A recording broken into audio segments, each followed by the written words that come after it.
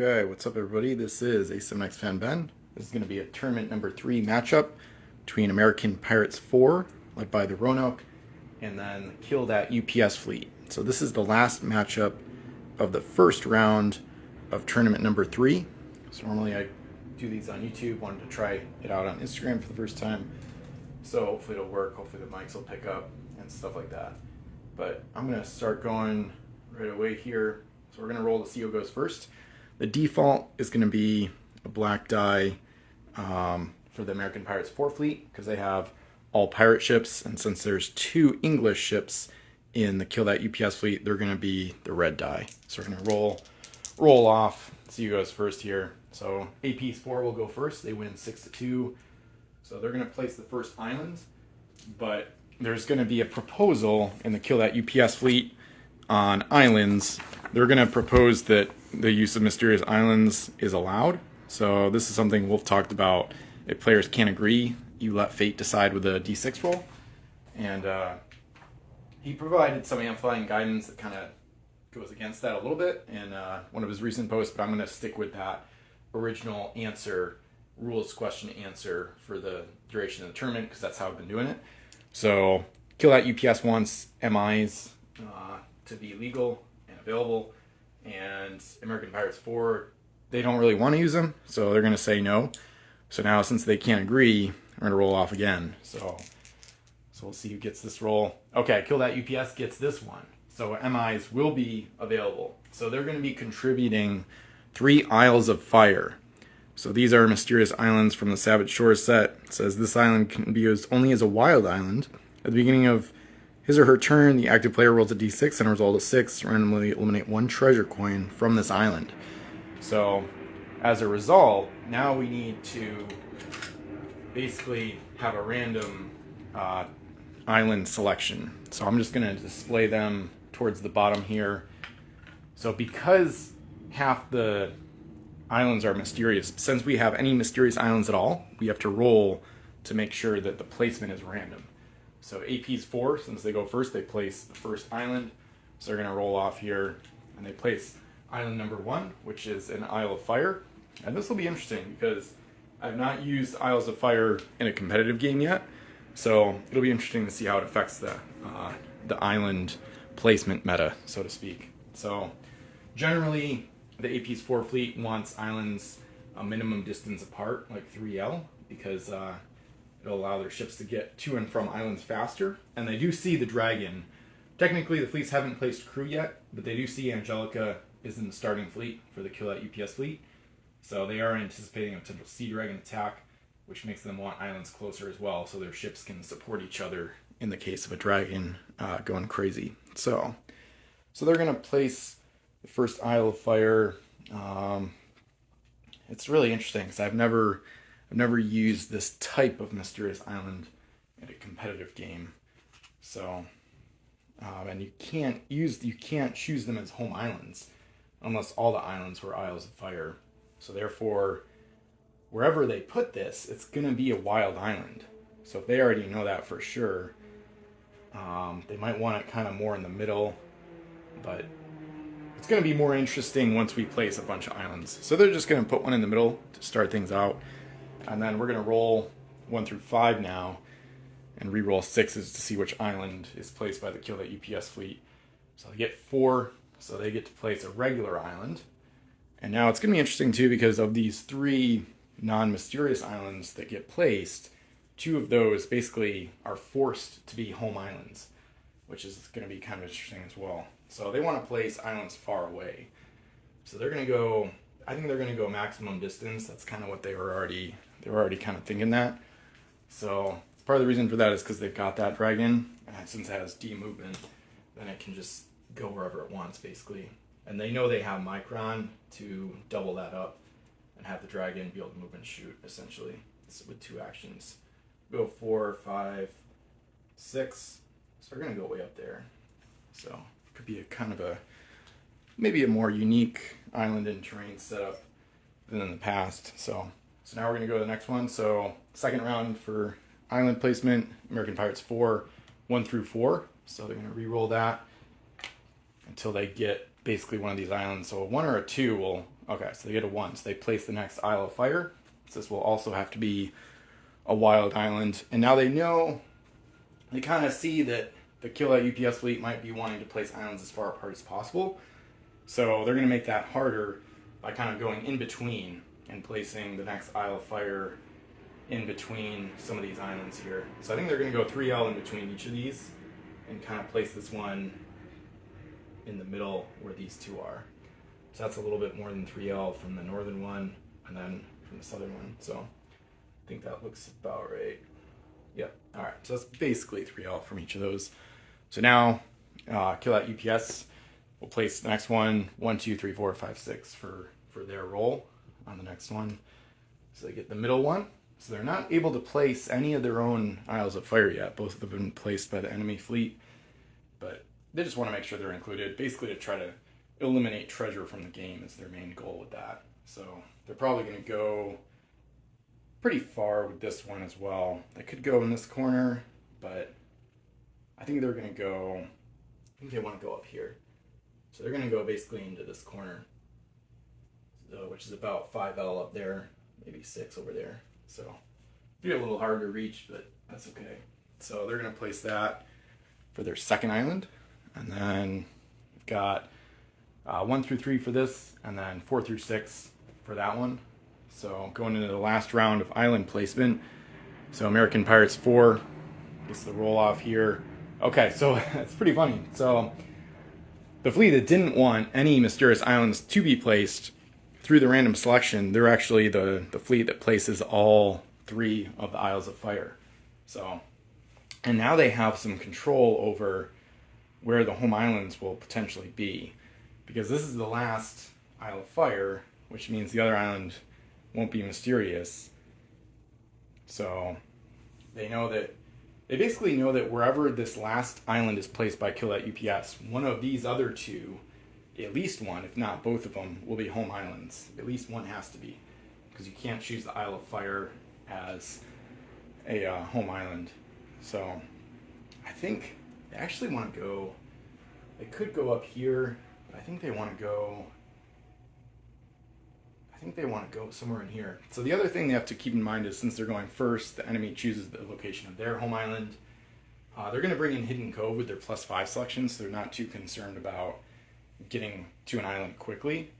So they kind of anticipate the enemy placing one here, or maybe in the southwest corner. So they're probably going to put this Isle of Fire in the middle as well, and just kind of have like a, kind of almost a ring of fire, if you will, of wild islands all in the middle. So they're going to go about 3L over there. So that one's a little bit more. All right, so you're going to go like right there. They're going to place one there.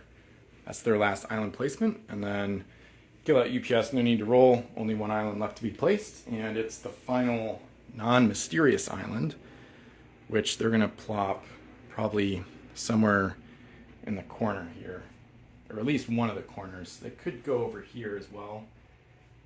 They know they're going to place the opponent's home island next. And I think they're probably going to put it, they might put it in the southeast, I think, in the southeast corner. They could go northwest corner. They're going to be about equally distant, I think. Like this island from that and that to that is pretty close on distance.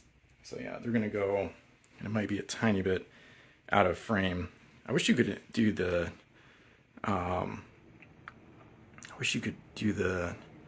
horizontal, but I don't think that's an option. So they're going to go in the southeast corner for that last island, and then the now they get to pick. Well, they don't get to pick the home island next, so they'll do terrain. So pretty interesting island placement. So for terrain, American Pirates 4, they want some whirlpools and fog banks. They're going to propose 4 per player. Kill That UPS is going to propose, they're going to counter with 3 per player. So they're going to have another roll off to see who gets what they want here. So black die for AP's 4. But Kill That UPS wins that roll. So 3 terrain placed per player. And then since they go first, American Pirates 4 still gets placed the first one. So they want to place whirlpools and fog banks. So based on they think they're going to get their home island either placed in the southeast here or in the far northwest. So based on that, they want a whirlpool kind of close to those. So they're probably going to put one, they don't need it like super close to home, but they could do one, I think they're going to go there in between those islands. That way it's in between these two and also on the northern route to that one. So it's the first terrain. Now Kill That UPS gets to place one. They want to place reefs because they see the 5 and 4 master. They see that Roanoke and Neptune's Horde will be used in the opposing fleet.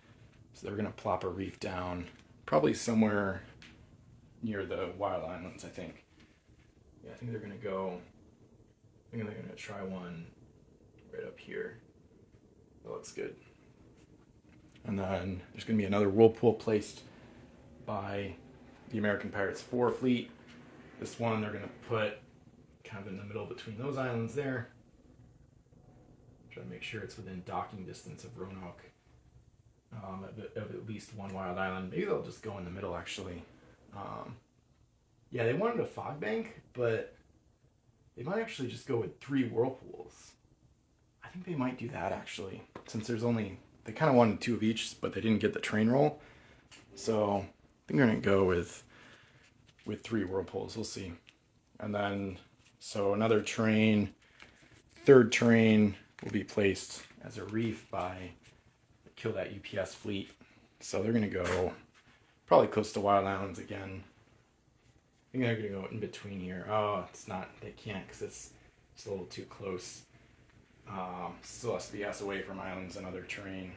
So in that case, it's kind of hard actually, the way they put the whirlpool. That's one way you can kind of counter this terrain meta sabotage with the reefs, is by putting a whirlpool, and then you can't really put a reef in between because it has to be ass away from any other islands and terrain basically. So as a result, they might in their head choose which home island they're going to put the enemy at to start out.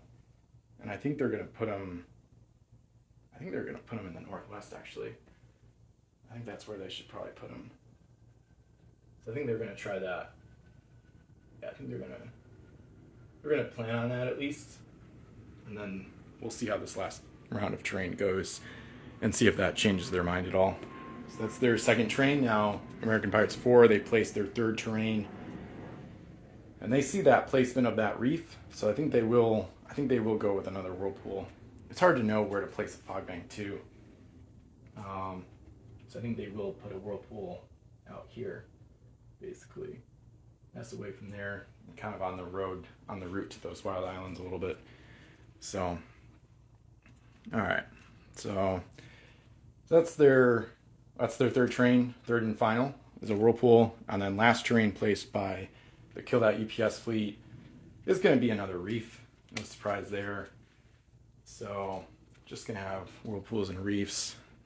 And this one, I think if they're already banking on the opponent going there, putting them in the northwest, I think they're going to put this reef ass away from this Wild Island here. So that looks about right. Okay, so terrain setup is done. What's up, Stefan? Thanks for joining. And so now we're going to go to home island selection. So last player choose which home island will be the home island of the first player. So just like they already were thinking about the Kill That UPS fleet, they're going to put AP's 4 in the far northwest corner. So get over there, put their ships there. So they know since they're going first, they'll be able to Hidden Cove Roanoke. And I'm thinking they might be able to, I'm going to have to get the measuring tool actually, because they might be able to Hidden Cove to that northern island of this chain, the one here, instead of going there. I think they want to have a more central location for their main ship. So we're going to measure Hidden Cove distance from this ship in different spots. So wherever it's closest is where they would measure from for the purposes of Hidden Cove. So that's like 3L and like 2.5S. So I might actually have to check in with Wolf too about if they can measure from wherever they want. As far as I know, they can measure from wherever they want. So I think they're going to do it like that. That way, hidden coving out to the nearest unexplored wild island will put them there instead of there, which I think is what they want for Roanoke. Actually, it might not be Roanoke. That's the other thing. I might do it with, I think I'm going to do that with Neptune's Horde instead. Because then Roanoke still has sack. Yeah, I don't want Roanoke to explore on the first turn. They don't know what UTs the other fleet put in, so in the interest of avoiding negative unique treasures, they might put her there. And then Roanoke will be sailed out like on the other side of the reef probably. And then I think they'll put the opponent in the far southwest. I think they might as well. And then that way they actually have a whirlpool route closer to the enemy home island in case an enemy comes back with gold, and they can use Roanoke's Captain Blackheart's sack ability to intercept an opponent as they're going home. So, okay. So that's going to be their home island ship selection placement. And now they pick the home island of the second player. So they're going to pick the southeast corner for the Kill That UPS fleet. So they're going to set up their ships. Of course, Patagonia is going to be in the corner. So this is flat Earth, standard rules, no round Earth or anything like that. So, all right. So I've got Angelica and Hyena. So can't quite see it. I might be able to go a tiny bit to the right. Actually, yeah, I'm going to go. There's no island on the east, so I think if I just move the whole stand and then zoom in a tiny bit, I don't know how granular it can get. This is another reason I'm probably just going to mostly stream on YouTube because it's better for horizontal. But okay, cool. So, all right, so that does it for home island selection. So now we go to the placing crew part of the rules. So player one would place their crew first in a default situation. So they place their crew. Their only face-up crew is Commodore Matthew Perry, who is the zero limit ransom +5 for the Americans. So with their +5, they're going to bring in, all face down of course, Hidden Cove, 2 American oarsmen on the Roanoke, and an explorer on the Neptune's Horde. So those are their 5 points they're bringing in. And then the other fleet, Kill That UPS, they have 2 face-up crew. They've got Bratley for +5 of their own, and then they have Robinson, who of course allows Micron to be using his abilities on Patagonia later in the game. So with their +5, I think they're gonna, I gotta think about this for a second. Normally they would bring in some crew for Hyena, but they might actually pivot and do something a little bit different. They don't want to use that. The problem with bringing in Be Calmed is it's 4 points out of 5. That only gives them 1 point left to work with. And they do have pretty easy access to this whirlpool, and they could hit a ship out the other side with Micron. So I think they might actually stick with their regular crew, I think, for this game and see how this game goes. So with their +5, they're going to stick with their regular default setup, which is Captain, Explorer, Oarsman for HMS Hyena. So they're going to stick with those crew here. That's the default +5 for this fleet. It's quite modular, and they might change it for game 2 of the series, but we'll see. And game 2 won't be live, but I'll put that should be on YouTube sometime next weekend. So, okay. So now we've got crew placed, and now we go to, there's no equipment to place, but we go to placing treasure. So treasure contributions for these fleets are normal. They're in the fleet descriptions, but which is on PSM list, and basically three threes, 3 2s, and then Maps of Alexandria and Karmic Idol for the American Pirates 4 fleet, and then 3 5s and a bunch of negative UTs for the other fleet for Kill That UPS. So basically natives, wolves, missionary, plague, and savage natives. So you mix these up here, and then we'll be ready to go. So 4 per island. All right, so this is game 1 of the final matchup of the first round of tournament number 3, and then whichever fleet wins this matchup will go to the next round and face the Alter Abuse fleet. And then next weekend, though, I should be playing. I believe I'll have time, hopefully. Not 100% sure yet, but because of the Northwest Pirate Festival. But hopefully next weekend I'll have time to play the first matchup of the semifinals, round 2, and that's going to be between the HMS GT UPS against the Sacking Treasure Traders fleet. All right, so we got treasure placed, and now ready to go. So the chess clock is it's not an endgame condition. I'm just using it to try to speed myself up, actually. It's actually not even in the frame because of the vertical view, but anyway, doesn't really matter too much for this game. Just to try to keep myself from playing too long, basically. So we'll start with the first player, and immediately they have to roll for the Isle of Fire. So at the beginning of his or her turn, the active player rolls a d6 and a result of 6 to randomly eliminate 1 treasure coin from this island. So I'm going to go basically left to right. They're going to have to be rolling each turn. So we're going to go 1, 2, 3 for Isles of Fire, and basically just going to roll 3 dice at once just to see if there's any coins that get knocked out of play.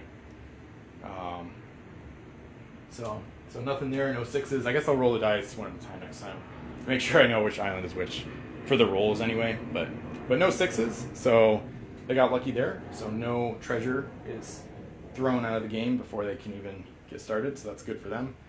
And so they're going to start. So we've got Hidden Cove. So they're going to play it on Neptune's Horde. And it says immediately dock this ship at the nearest unexplored wild island or wild island with no treasure on it. They're going to go with this one. That's pretty much the one I have to go with, looks like. So they're going to redock and use their Explorer to take a gander at these goodies and see what they find. So she's going to move S and then a partial L back to the island. And then we're going to see what she's got here. So first explore action of the game. Okay, no unique treasures. Nice. She likes this a lot. Okay. Yeah, this is great. This looks like 13 gold already. So 5, 3, 3, 2. So 13 gold. She has 3 spaces open, so she can load 3 of them. So she's going to leave the 2 there. So they know it's a 2. And then she's got 3 coins aboard.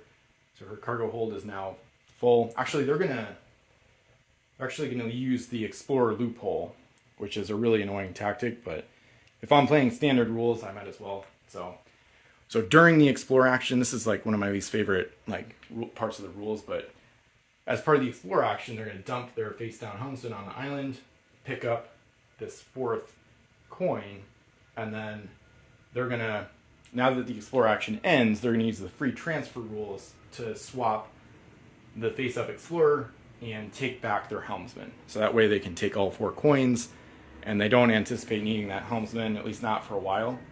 So they want to do that just to make sure they get as much gold as home as fast as possible, basically. So their next action is going to be on the Roanoke, who reveals her helmsman. And I think that's it, because I don't think they're going to sack. I don't think they're going to sack this turn.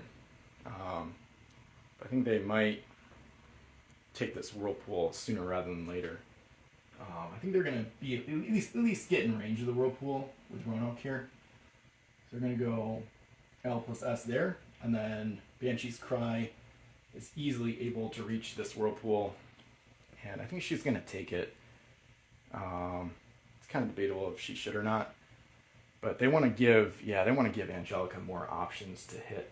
So they're gonna Whirlpool Banshee's Cry right there, and then roll to see if they lose Massacre Treasure. So 1 through 3 is good per the standard rules, so they're good there. They don't lose anything, and I think that's gonna end their turn. That's 3 actions. They used up Hidden Cove, but they kind of like what's going on, so we're gonna turn it over to kill that UPS fleet. So I'll go first die, Island 1, and then this is the second one, third one. So I'm just doing the Isle of Fire rolls. So nothing there. All low rolls, no 6s that eliminate treasure from the island. So now they got to figure out how they want to play this. So they don't have Hidden Cove, but they do have Micron on Patagonia. So they will be able to hit something right now. It's just a matter of what they should hit. I think they should probably hit Neptune's Horde pretty hard with Angelica. They could hit Banshee's Cry or Roanoke. They could hit any of those three. But I think they should hit Neptune's Horde. So I think they'll start with that. So they're going to reveal Lord Micron, classic overpowered English crew on the Patagonia. And they're going to use him on Angelica. So Patagonia is going to sacrifice her action to give Angelica two actions, or a second action, I should say. So she's going to use her first action to move here, and she wants to be out of range of Roanoke. So they know Roanoke. They don't know she has sack yet. She hasn't revealed Captain Blackheart, but if she has double actions, they can estimate her movement to be about here, coming out of the whirlpool, or on this side, somewhere around there. So either way, I think it's going to be impossible to keep completely out of range on Roanoke's next turn, but they just want to make sure they have all cannons in range. So this one is in range of the flag, just barely, and the other ones are all going to be in range easily. So that's about as far as Angelica can go away from the Neptune's Horde. So second action is from Micron, allowing her to shoot. So first action to move, second action to shoot, and I've got all 4 cannons in range. So I'll do a red for the 2L. The smaller red die will be for the 3L cannon, and I'll use black dice for the 3S cannons. So they're going to shoot all 4, and we'll see how this goes. So they're probably going to use the cargo wrecking ability. I think they might as well. They really want to sink this ship, but we'll see how the rolls go. So actually, I think I would have to choose as I go along. I don't think I can roll them all at once. I could, but the cargo wrecking ability is... I'm going to pause the timer real quick. I want to see if I can find anything about it in the code. I know it's optional, but I don't know if you can choose per hit. Or you can't do that. So let me check it out here. So it says use of this ability is optional. You may choose whether or not to apply this ability after each individual hit. So it is that. And the owner of the target ship still chooses the specific item to eliminate. Okay. So you are able to, it's not like the sniping ability where it's like all or nothing. You can choose on each hit whether or not you want to eliminate cargo. So they're going to, I'll unpause the timer, they're going to roll the 2L, and we're going to see if that hits. Okay, so one hit on Neptune's Horde. They're going to choose to apply the cargo wrecking ability, and so now they have to make a tough choice. The pirates have to make a tough choice on whether or not they want to eliminate treasure or crew. So they're gonna decide to eliminate a treasure that goes outside the game now. So they're gonna toss a gold overboard, and so now they're gonna keep shooting. Of course, they're gonna do the 3L next with the. I guess I'll just roll the same dice in this case. So 3L cannon, that hits as well. Trying to decide if they want to go for the kill on the treasure. I think it's going to be hard for them to get this treasure home, so I think they will. Yeah, they're going to choose to apply cargo wrecking on every hit. So that's 2 hits, and so now they would choose the next cargo to eliminate. I think in this case they will do the helmsman. They got to get some gold home, so they're going to eliminate the helmsman. So that cargo wrecking is nasty already. So this could be a pretty interesting aspect of this matchup, actually. So now they're going to shoot the 3S cannon next, the first of 2. That hits as well. So 3 for 3 on Angelica. They're going to choose to apply cargo wrecking. So the pirates have to throw out one of those 3s, which I believe stays face down when it goes outside the game. I don't think they have to reveal it to the other player. And then 4th shot, final shot, also hits. So 4 hits. 4 for 4. They're going to choose, in this case, I think they're going to choose not to eliminate. Yeah, they're going to choose not to eliminate cargo on this last one. And the reason for that is now it's dismasted. So they'd love to either capture it or sink it next turn. And then if they sink it, per the standard 2-player rules, they would get half the treasure from it. So, because in standard 1v1 games, the split treasure rule is in effect. I haven't used it in a long time, so it'll be kind of weird to see that happen. But anyway, so huge success. So even though they went second, Angelica with a devastating 4-for-4 attack to smash up the Neptune's horde pretty bad. So all 4 masts out. That ship is derelict. And now we'll go to their other ship, which is the Hyena. And so Hyena, she doesn't want to get super close to the whirlpool. She does want to be close, but so she's going to reveal, Hyena is going to reveal her English helmsman and move 3S towards this wild island Banshee's Cry is headed towards. Just hoping to intercept her possibly next turn, but it's going to be tough without double actions. And then this way she's within striking distance of the whirlpool if she maybe gets Micron's action next turn to get a double action. So flip it over and then roll for the Isles of Fire.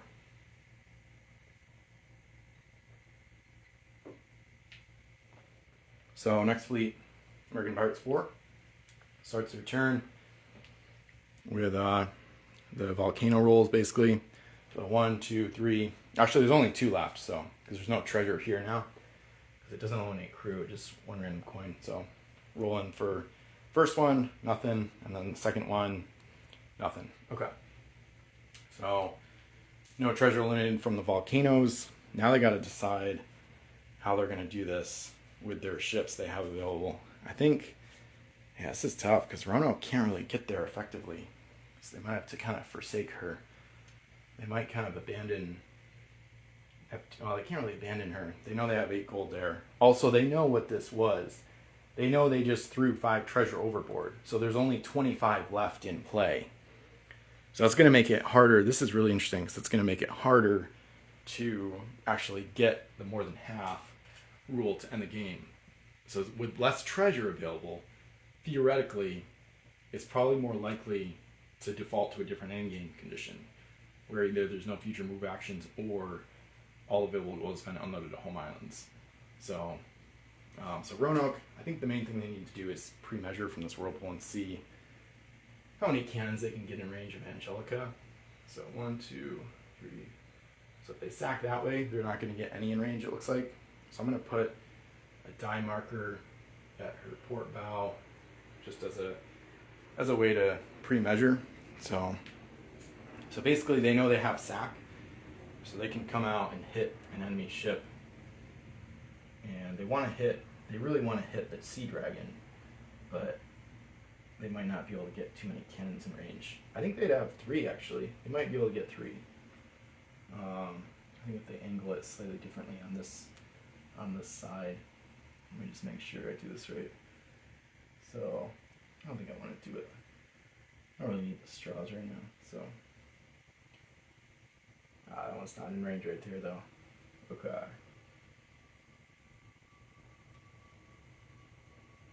I don't think they can. Yeah, maybe it's just 2 actually. Right now it looks like just 2 in range. Because if they go this way, dock. Yeah, it's gonna be tough. And then if they come out over here, I think it's just going to be a worse range finding experience for them.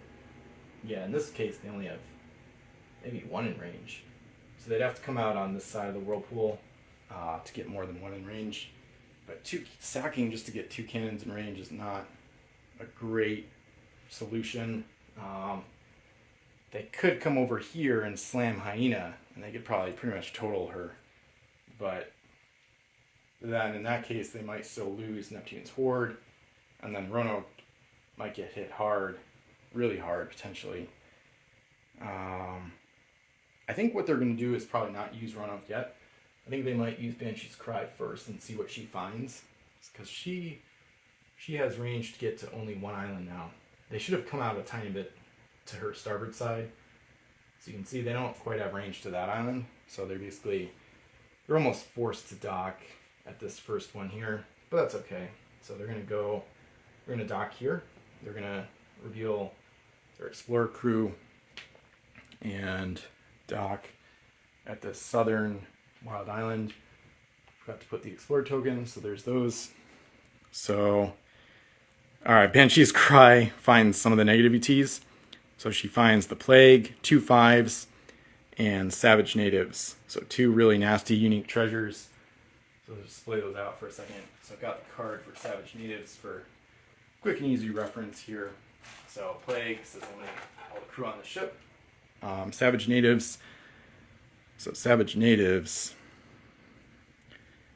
says when revealed, roll a d6. On a result of 1 to 3, eliminate the crew on the ship that has the lowest point value. 4 through 6, eliminate the crew that has the highest point value.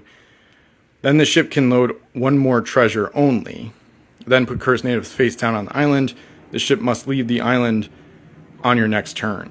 So pretty nasty one. So either way, they're going to lose all the crew to Plague. So they might as well load Plague first. Yeah, so they load both. They apply. They can basically apply these in any order they want.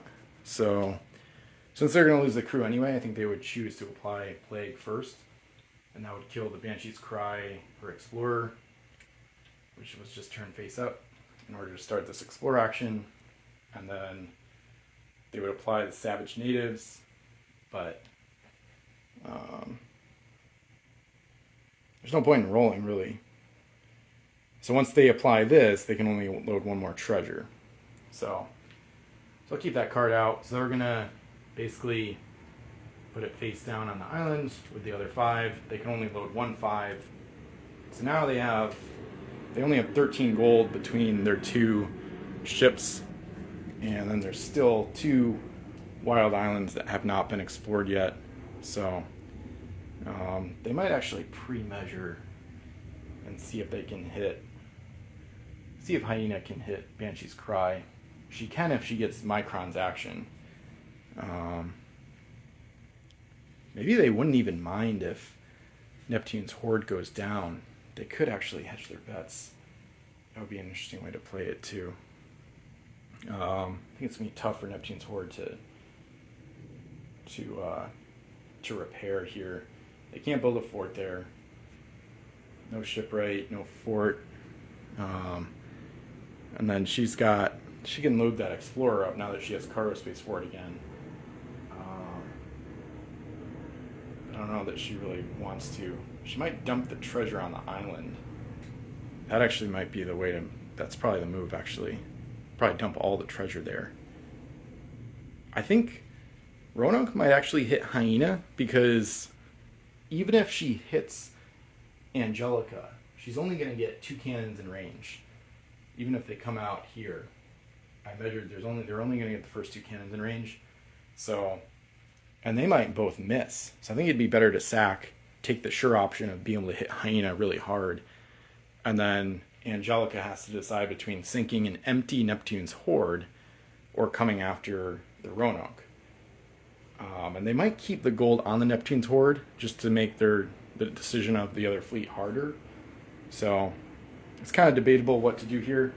But I think Roanoke, I think they should hit Hyena. Because if Hyena is sunk or dismasted, it's going to be extremely hard for the kill that UPS fleet to get any gold the rest of the game. So I think they're going to take that option here. So Roanoke is going to go through this whirlpool. So now, after placing, roll for effect. So 5 through 6, okay. Or 4 through 6, she loses a mass crew or treasure. So she's going to lose a crew. She's going to lose one of her face-down oarsmen. And then she's going to sack another one immediately, revealing Captain Blackheart. So she can sack, and now she's going to sack. So she loses 2 crew, but now she's going to be able to hit Hyena really hard. I think she's going to ram and board as well to try to knock out some of the Hyena's crew. Yeah, I think so. Yeah, also just to try to make sure she gets dismasted. So she's going to ram basically at the bow right there, Roanoke, and then she's going to shoot stern to bow. Well, not really stern to bow. I think I'm just going to start shooting. So she's got all cannons in range, and so she's got a couple 4S's, so I'll take care of those first. So the 4S cannons need 5 or 6 to hit. So, okay, so those both miss. And then we're going to do red for the red cannons. 3 Ls, all 3 of them shooting. So, okay, so 2 hits there. So the skull is a 1 in this case, but also got a 6 and 4. So 2 hits there. And then, so 2 mass out, 2 for 5. Now we do go to ram damage, need more than a 1. Okay, so they did dismass. They did need the ram, so they're pretty happy they rammed because they needed it to fully dismass the hyena. They were hoping to sink her, but this will be interesting to see if they could capture her at some point, if they want to, of course. So, devastation in the east, in the south now. So a pretty carnage-filled game already. This is an interesting one for sure. It's an interesting matchup because both fleets have decent combat capability compared to some of the other fleets in this tournament. So the Americans, they do want to board. They're at a +5 advantage. They're going to board. So they're the black die, hyena for the English red die. So, okay. So they win 7-2. So the English have to choose a crew to eliminate. They're going to choose to eliminate their face-down explorer. And actually, yeah, I guess so. Or they could eliminate the captain. Either way, I don't think they're going to make it out of this mess. They might be able to if they row home.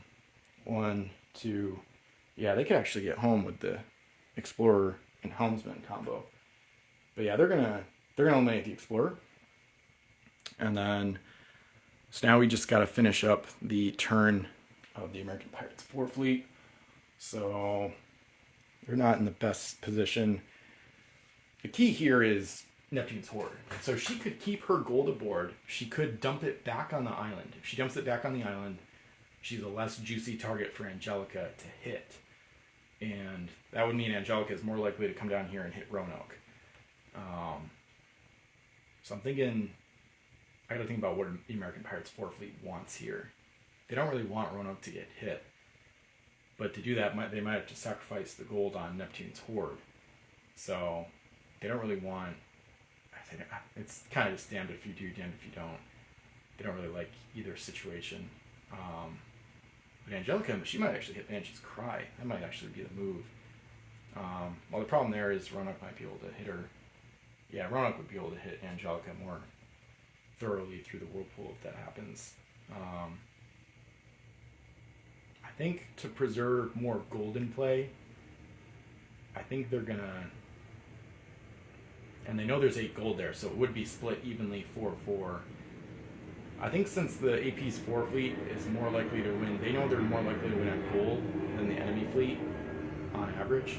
So I think they're gonna dump the Neptune's Horde for gold on the island. I think so. This is a really tough one. I mean, Angelica might do the same thing either way. So it's tough to say what they should do. It's kind of problem. It's like Angelica's due to miss too because she just hit 4 for 4. But if she hits 4 for 4 against Roanoke, they're going to be in real. Their fleet's going to be in real trouble of being just completely eliminated at some point because of this devastating dragon combo. So I think because, yeah, you know what? I think because of that, they're going to try to, I think they do need to preserve Roanoke's combat capability somewhat. So I think they will keep the gold on board actually and just make it as hard a decision as possible for the kill that UPS fleet. So they're going to try that and then turn it over. And now we'll do the rolls for the volcanoes. So this one first, and then now this one here. Okay, so neither one eliminates treasure. And now we get back to kill that UPS fleet. So now they got to make a decision. So they can use Micron on Angelica to hit. They could hit Roanoke really hard with a move and then a shoot from Micron. Or they could probably sink Banshee's Cry pretty easily. Problem there is Roanoke is going to be able to get, I think, probably at least 3 cannons in range of Angelica next turn, so it's probably not going to be worth it to do that. They could actually use Micron on Hyena. She can easily get home because she has Houndsman and Oarsman. So she can, with 4S total speed with Micron, she could get home to save herself, and then Angelica could just shoot Neptune's Horde. I think they're going to do that, because if they lose Hyena, which is very likely, if they don't save Hyena now, they're probably going to lose her for the whole game. And then they have to rely on Angelica to sink the entire, basically to destroy the enemy fleet before they would get more gold home. So I think they're gonna try. They're gonna use Micron on Hyena here to save her. So they might be a little more careful when they move Hyena in the future, but for now they're gonna go 4S. So they had to reveal their Oarsman to do that, but Hyena, with Helmsman and Oarsman, has a total speed of S+S doubled with Micron to 4S, and now Angelica is going to shoot at Neptune's Horde, and yeah, here they would not use the cargo wrecking ability, I don't think, because they're just going to take out gold that they want. So 2L cannon, so that one misses. 3L, the next one, so that one misses. 3S, oh, that one misses too. So they're 0 for 3. So if they miss this, they'll have completely wasted Angelica this turn. So last shot, 3S. Oh my god, so 0 for 4. This is insane. Okay, so Angelica just completely whiffed. So 4 for 4 on her first round. Second shooting, she completely misses Neptune's Horde. So this is a huge break. That was bizarre. This is a huge break for the American Pirates 4 fleet. So they gambled and they didn't even lose Neptune's Horde or her gold. So now they can kind of reset. So, alright. So that's going to end the kill that UPS turn. We go back to American Pirates 4 and roll for the Isle of Fire. See if it's a 6. Nothing. Try that one. And that one's not a 6 either. Alright. So they still have tough decisions to make. Now Hyena's out of the picture, so they don't have to worry about her at least. So that's nice.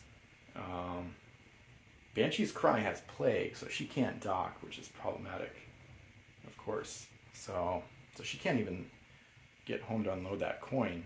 She might load another one. Yeah, I think she's going to load the other one. She's going to... So Savage Native says the ship must leave the island on your next turn. It doesn't say that you can't go right back. So similar to Home Island Raiding, I think I can just redock, trigger it again, but there's no crew to eliminate. So it doesn't... Essentially, it doesn't matter, especially because there's only one more coin left anyway. So, can load one more treasure only. Okay, so she's going to load the other 5. So Banshee's Cry has 10 gold total. So they have found good treasure coins at least. So they do have the winning gold on their ships. They have 18 between Banshee's Cry and Neptune's Horde. Problem is getting it home is going to be quite difficult at a minimum. So, so Roanoke can't shoot at Hyena. She could try to ram her and capture her, but she's not going to be able to eliminate the Oarsman in time. So it's kind of pointless. It is kind of a funny option, but Roanoke can pretty much count on getting slammed by Angelica this turn. Unless she docks at the home island to end her turn, which I think she could. Either way, I think she's going to go through the Whirlpool. There's no real reason to go by Banshee's Cry. So, yeah, they got to go after Angelica. So, because they could go here and then home to the Whirlpool, but then they're still going to lose on the next kill that UPS turn. They're going to lose either Neptune's Horde or Banshee's Cry. So we're going to go through the Whirlpool with Roanoke, and she's going to try to knock out Angelica's a few of her segments. So Whirlpool roll is a 4. So once again, they get the bad roll. So bad luck on Whirlpool so far. That's a tough one. She's running out of sack crew. So I think she's going to sack. She's going to probably... I don't want her to lose mass, though. I don't think she can afford to. She's going to lose her face-down Explorer, which really hurts, but oh well. Because she's got to sack her last... Actually, she's probably going to lose a mast, because she still has to sack a crew just to get over there. She's going to lose her 4S cannon at the stern. It's kind of a debatable decision, but... Because she's going to sack the Explorer, keep her Oarsman face down. She's going to sack the Explorer just to get over here, just to be able to hit Angelica this turn in the first place. So, This is a really important measurement here. And yeah, she's only going to be able to get the first 2 cannons in range, basically. So actually the first one might not be in range. This is a really ugly situation here. Let me measure from a few different spots here. I think if she goes this way, she'll have 2. Yeah, okay. It's barely there, but yeah. Yeah, okay. Yeah, just barely hits like Angelica's like snout or whatever. And then this one hits the same spot basically. And it could hit a wing if you measure from the starboard side.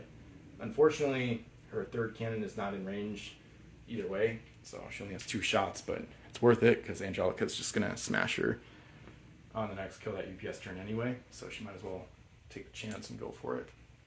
So I'll do a black die for the 4S at the front, and then a red for the 3L, 2 shots at Angelica. Okay, so both miss. So tons of misses here in a row between both fleets. So Angelica went 0 for 4. Roanoke now goes 0 for 2. So that opens the door for the other fleet to attack again. I think Neptune's Horde, now I think she might dump her treasure. This is really ugly for the AP's fleet, actually, the American Pirates. Because now Angelica can actually shoot twice without moving. So that's going to be really ugly. She'll probably do that, but we'll see. Yeah, probably. Just depends on how many cannons she has in range, I guess.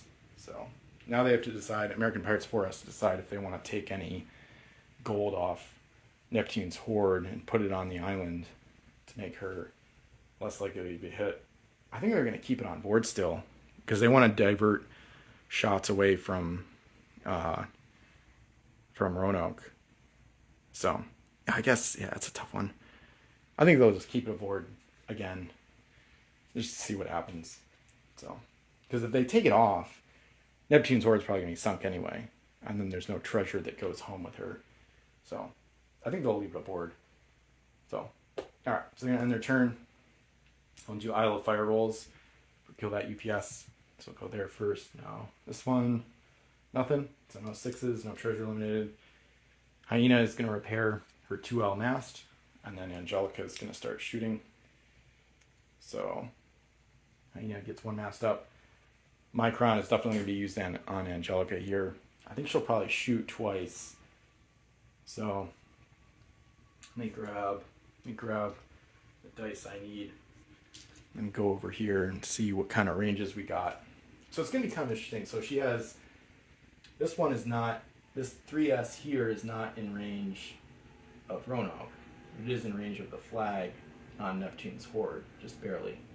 So she's going to shoot that one first, which is a 3S. So, okay, so that one hits. So Neptune's Horde is sunk, and her gold is split between players. So she had 8. She had 8 gold total. So it's a 5 and a 3. So I'm pretty sure. Grab a 4. Grab a couple 4s from the bag, and then basically each fleet receives 4 treasure. So both fleets are on the board, but not from regular exploratory efforts, just from getting attacked, basically. So Neptune's Horde sunk. That's the first shot from Angelica.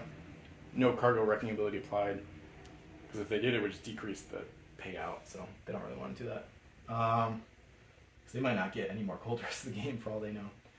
So next one is 3S is in range of the jib on Roanoke. So they're going to shoot the 3S next. So it won't be in range once they take the jib out, which will happen right now.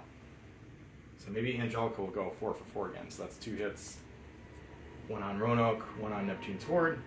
So now she's got the 2L. Oh, they're going to apply the cargo wrecking ability, of course. So Roanoke has to lose another cargo. She's probably going to keep losing cargo. She's going to choose to lose Perry. So Perry is going to be worth 1 gold per the ransom ability. And so that's going to go on the home island of the kill that UPS fleet. So now they've got 2 shots left. I think they're going to roll them both at the same time because they're going to apply the cargo wrecking ability no matter what. So 2L for the big die, smaller one for the 3L. So we'll see. Okay, so 1 for 2 on that last shot, last 2 shots. So on the first shoot action, Angelica shoots 3 for 4, and then she still has another action if Micron gives her one, which they will. So the cargo wrecking ability, they choose to apply it. Roanoke loses her third and final oarsman. She's down to only Blackheart and the Houndsman. So now Angelica only has 2 shots in range, but I think she's just going to take them. She's going to take them and try to dismask the Roanoke here. So 2L, this one's like almost not in range, but it's just barely there. So we're going to shoot those same 2 cannons again, Micron giving Angelica a double action to shoot again. So, okay, that is huge. So both shots hit. So the 4 on the 2L and then 6 on the 3L. So Roanoke is dismasted and crewless. So she's completely derelict. So by missing those 2 critical shots on Roanoke, they kind of screwed themselves over. At least one of those needed to hit, keep the ship alive. So Roanoke is screwed, and I think their fleet might be screwed as well, because I don't think Banshee's Cry can get home effectively. So it might actually end really, I think it's about to end actually. So I will turn it over, and then, because that's the end of their turn, so we'll do Isle of Fire rolls. So this one on the left first, and then the other one that Banshee's Cry is at. So no 6s rolled for Isle of Fire this game. So, okay, so Banshee's Cry. The other problem with the Cry is that she doesn't have any way to dock with Plague. She has to put it on another ship first. So, yeah, this isn't going to work. Yeah, I don't think they can win now. Because now they're losing 5-4 because of the ransom payout. And they can't get any more treasure home. It was critical that they missed those shots. That was huge. They went 0 for 2 right there. That was wild. So Roanoke not accurate enough to be effective here. Banshee's Cry. Oh, she could dump the Plague in the Whirlpool, so they can at least try to do that. The problem is they have to rely on Angelica going 0 for 4 again on this upcoming turn, which is extremely unlikely. I don't think there's any other way. Yeah, so they're basically trying to get a bad roll in the Whirlpool. They want it to be horrible, and then if it's bad, they can eliminate the Plague via the Whirlpool roll. So they want a bad roll in this case, which is a 4 through 6 here under the standard rules. So Whirlpool roll. Oh, they got it. Okay. So Banshee's Cry loses the Plague UT in the Whirlpool, tosses that out, and then so she's in line to dock home her 10 gold this coming turn. The problem is Angelica's going to hit her first. So Horde is out of the game. Roanoke, I think they're probably going to scuttle her. They don't really need to, but I guess they will. Nothing there. So failed the scuttle roll. They're going to end their turn. Isle of Fire, do that one first on the left. Nothing. And then this one here, which I don't think it's going to matter. I think the game's about to end. So they know they're up because of the ransom ability. So they're up 5-4 in the gold score. So they can afford to just attack immediately. Angelica's going to fly over here, get right in front of Banshee's Cry, try to block her a little bit, and then start rolling. So we're going to do the 2L. Okay, that's one hit, and that's pretty much going to be game. They're going to choose to apply the cargo wrecking ability. So that takes a 5 out of play. And now they're going to roll the 3L cannon. That one hits as well, so Banshee's Cry is sunk. They're going to choose to apply cargo wrecking. Doesn't really matter. They're going to choose to apply it right away. Actually, no, they're going to not apply it. I guess it makes more sense not to, because then they win by 2 gold instead of 1. So that's going to be the end of the game. So they get 3 gold from that, and then the other fleet gets a 2, because if there's an odd number treasure on the ship, you split it in favor of the attacker. So that final 5 on Banshee's Cry gets split 3-2 in favor of the kill that UPS fleet. And now we have a fleet that can't be given future move actions. They can't continue the game. So it'll end right there. So we've got 8-6. The kill that UPS fleet wins. So they have 7 gold, all from sunken ships. And then they have Commodore Perry's ransom keyword for 1 gold, and then 6 for the American Pirates 4 fleet. So this was pretty interesting. I'm kind of surprised, but yeah, Angelica was able to exert her dominance and really use that cargo wrecking to just decimate the enemy fleet, force them to make hard choices. And then, yeah, once Roanoke missed 0 for 2, that was really hard for them to deal with. I might even consider changing up the +5 selections for the American Pirates 4 fleet, but I don't know how much better I can really make it for them. So overall, congrats to Kill That UPS fleet. They win game 1, and then I'll play game 2 right now to see. It's going to be not live, but I'll post it probably next Saturday, I want to say, if anything. So it'll be on YouTube eventually, and then we'll see who wins that game. And then if American Pirates 4 wins the next game, I'll play game 3 as the rubber match to decide the winner of the series. But beyond that, thanks for checking in, trying out this Instagram Live. And this was a competitive game, so Kill That UPS. The Dragon fleet wins 8-6. And we'll see what happens in game 2. So thanks for watching.